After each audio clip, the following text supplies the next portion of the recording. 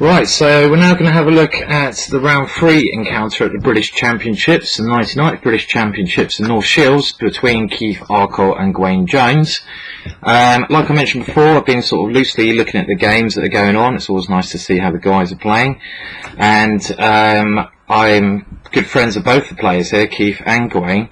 Probably know Keith a little bit better, but when I left the position quite early on the game, it seemed that Keith had a very pleasant position, and certainly an Arkell type of position. So what impressed me most about this game was how Gawain Jones showed another area of his play which we don't necessarily see a lot in Gawain's games. I mean, he's renowned for his tactics, but in this position he actually put up a very solid defensive position for most of the game, where he's clearly on the back foot. He never lost faith, and then he took his chances later in the game when he had a chance. So very impressive play by Gawain. I expect Keith was quite annoyed with this game, unfortunately for him. Feels a bit like me falling in the river, as you can probably see in the video, I'm sure, after this game. So a bit unfortunate for Keith, but I wish him the best of luck. And as we can see, Gawain is kind of doing very well so far in this year's British, so he's going to be a very hard man to stop. Anyway, let's quickly go over the opening moves. Now, I was very surprised to see Gawain play this system against Keith, the Queen's Indian, because I'm pretty sure it doesn't suit his style, but it perfectly suits Keith's position. And actually, Keith gets a very pleasant advantage quite quickly. I mean, even after this Queen takes d5, I already think White has an extremely nice position here. I mean, look at the hold on the d5 square. This backwards d pawn is very weak, and pressure along the d file. So the opening has been a real success, I think, for White here. And I'm surprised Gawain picked this opening. I mean, why didn't he play his normal King's Indian defence? It's kind of surprises me a lot. Okay, but now knight c6 is played. e4. Now, I don't know if White needs to play e4 straight away, but it's probably not a bad move. And White just has his clamp on the centre, so White has definitely some kind of advantage here. Keith must have been quite confident here, and as Keith's kind of position, this is definitely his type of position, because it's a very safe advantage, not too much tactical going on at the moment. I'm not saying Keith can't play tactics, because he's very good at this area of the game as well when he's kind of forced to, but he must have been feeling very happy here. Both sides castled, Queen c7, and now g3. This is a good move, so the White bishop can place itself on f4, and White would also just like to play moves like king g2, h4, and slowly move on the king side. And the problem Black has here is that Black has no active counterplay. There's no way Black can get any counterplay going here, and Gawain's very good in active positions, but yeah, like I mentioned before, this is what impressed me most about this game. He kind of played in a very defensive manner because he's forced to, but he managed to defend well, keep his chances, and take them at a later stage of the game. And I have to say, after Gawain winning this game, I think this is critical for the whole tournament, because in my opinion, like, if you're going to win games like this, luck is on your side. And I'm not saying Gawain didn't deserve to win this game, but I think if Keith really let him back in the game quite a lot here, he didn't need to play in the manner he did. And I think this is kind of an indication that this British might be Gawain's British this year. So let's move on with some more moves. Okay, now this d6 pawn is an incredibly weak point, so Gawain's just got to defend, and obviously Keith just puts the pressure on d6. Okay, nice sensible moves here. d3, useful little move, and then h4, like I mentioned before, this is quite a good tactic, gain some space. And Gawain goes passive, and queen d3, a6, king g2. This is just a good way of just improving the position slightly. I was kind of interested if another idea maybe Keith could have employed here is try to get the knight on f3 over to the d5 square. Now, or maybe even the f5 square in some positions. Now, I was wondering potentially, I mean, I don't know if this is a good plan or not, but one move that sprung to my mind is knight to h2 here. The idea of going knight to f1, knight to e3, knight to d5. The thing is, when the knight reaches the d5 square, Black can only swap this knight off with his knight on c6. On the other hand, if Black tries to plonk his knight on the d4 square, which is quite a nice outpost, then White can aim to exchange this off with his bishop. Bishop e3, bishop takes d4. So, I don't know, this looked like an interesting another option that White could have employed here, knight to h2, just to move this knight around to d5 and continue from there. Okay, but instead Keith played king g2, can't be a bad move, queen e6, and now the bishop reroutes to b2. exchange of pieces come off now. Bishop e7, bishop b2, and we take off. And okay, I mean, it's not any big advantage of white here. Maybe Keith, this game should probably sort of head towards draw. Keith can press, but you still have this pressure on the d file, so white probably has the better of it. Rook d2, g6, rook d1, all sensible. Queen d5. Rook c8, and now h5. So again, I think Keith's played this area of the game quite well. G takes, queen takes. So black has now really done something nasty to his king side here with these pawns in h6 and f7. Real weaknesses, as well as the d6 pawn. So I'll be feeling very confident if I was white here. Rook to e8, and now queen to f5.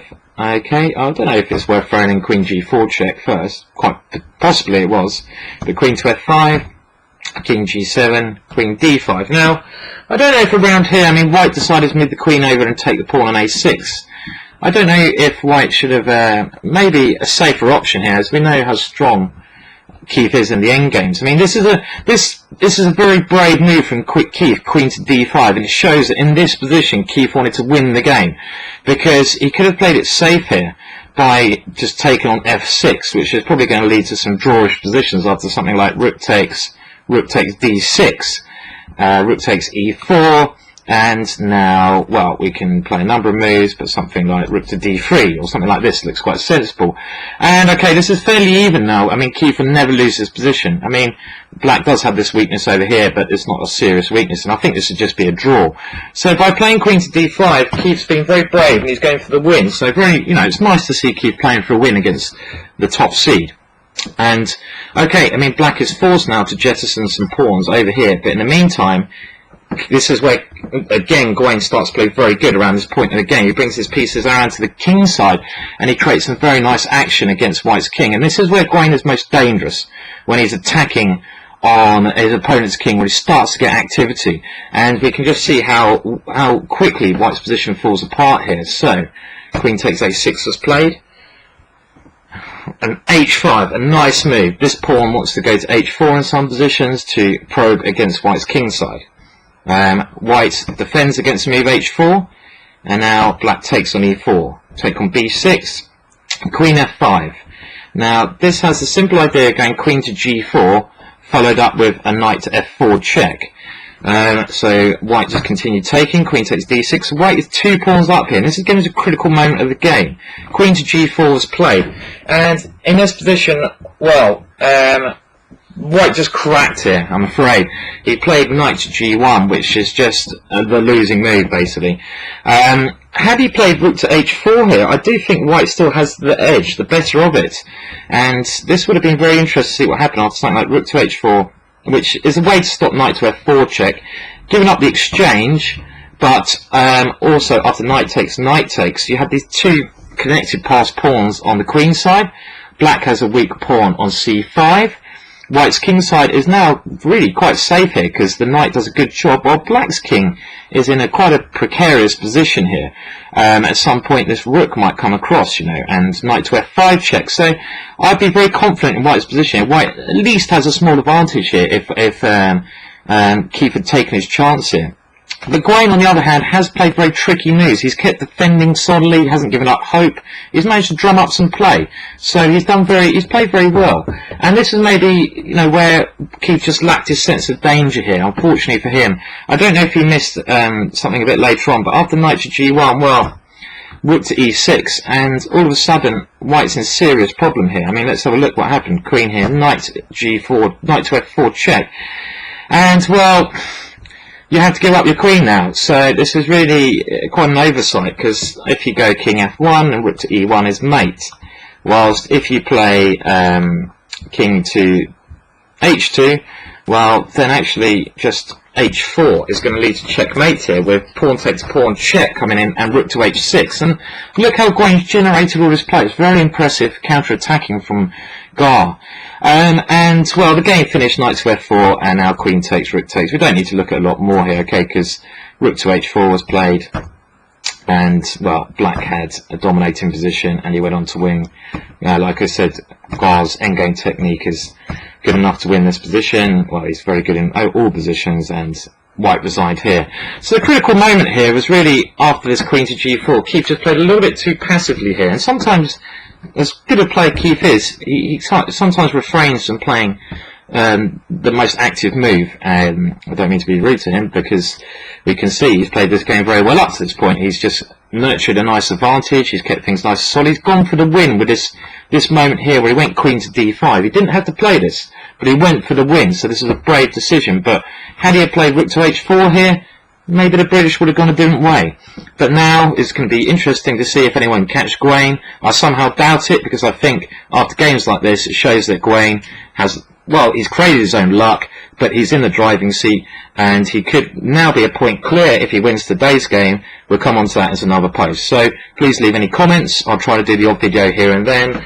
And when my foot can work and I can walk again, then, well, that'd be quite nice for me, because then I'll be able to be a little bit more active. Okay, well, thanks, and I'll put that up now.